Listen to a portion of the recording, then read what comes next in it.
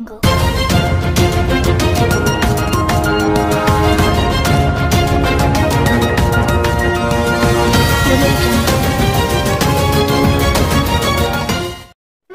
मी सय्यद सफर शोगत। आपण पाहत आहात Tejvarta news network and entertainment channel. Doctor Babasaheb आंबेडकरांचा युवा मल्हार सेनेचा विष्णू दादा तुम आगे बढ़ो, हम तुम्हारे साथ हैं। विष्णू दादा तुम आगे बढ़ो, हम तुम्हारे साथ हैं। याकोड याकोड जय मल्हार।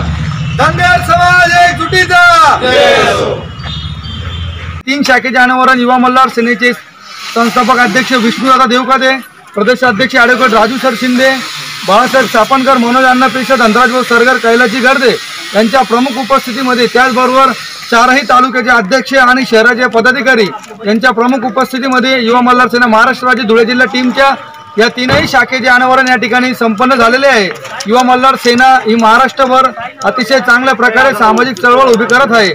त्याचबरोबर युवा मल्हार सेना धुळे जिल्ह्याचा नेटवर्क महाराष्ट्रात सर्वात जास्त प्रमाणात असून युवा मल्हार सेना धुळे जिल्ह्यात अतिशय चांगल्या प्रकारे वाढता प्रतिसाद मिळत आहे।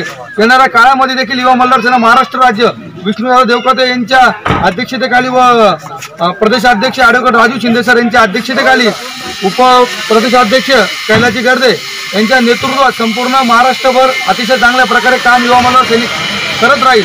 त्याचबरोबर कुठल्याही मेंढपाळ शेजारी समाज बांधव अन्याय होईल त्यांनी कृपया युवा मल्हार सेनेशी संपर्क साधावा, त्याला नक्कीच न्याय द्यायचं काम युवा मल्हार सेना करेल। आणि ह्या शाखेचं उद्घाटन करत असताना जो समाजावर होत असलेला अन्याय मागच्या 70 वर्षापासून आरक्षणापासून वंचित ठेवलंय, या समाजाला तळागाळातून जागृती निर्माण करण्यासाठी, सर्वसामान्य समाजाला या प्रवाहामध्ये आणण्यासाठी हा शाखेचा योग घडून आणलेला आहे। महाराष्ट्रामध्ये येत्या काळामध्ये युवा मल्हार सेना धनगर आरक्षणाच्या मुद्द्यावर व मेंढपाळाच्या प्रश्नावर, आज जो मेंढपाळावर कुठंही त्यांच्यावर हल्ला होतो, एवढंच नव्हे तर मेंढपाळासाठी ज्या फॉरेस्ट जमिनी असतील, गायरानी जमिनी असतील, ह्या चाऱ्यासाठी खुल्या कराव्यात, असे 2-3 मुद्दे घेऊन व विशेषतः मागच्या सरकारने या समाजाला 1000 कोटीचं पॅकेज जाहीर केलं, पण त्याचं अस्तित्व दिसलं नाही। तो पैसा कुठं आला कुठं गेला कळलं नाही। ते 1000 कोटी समाजापर्यंत कसे पोहोचतील व समाजासाठी ज्या विविध योजनांची घोषणा केली त्या घोषणेचा अंमलबजावणी आत्ताच्या सरकारने करावी, यासाठी युवा मल्हार सेना एक ठोस पाऊल उचलत आहे। आणि येत्या काळामध्ये महाराष्ट्रात प्रत्येक जिल्ह्यामध्ये युवा मल्हार सेना सक्रिय होऊन एक लढा उभा करीत आहे।